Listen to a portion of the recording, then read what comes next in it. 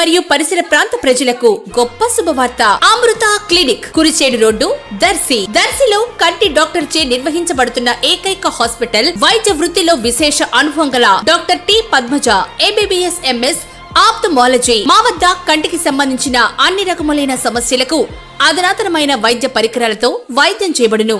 శుక్లములకు కుట్లు లేకుండా కంటిలో అద్దం అమర్చే ఆపరేషన్ అతి తక్కువ ధరకే చేయబడును.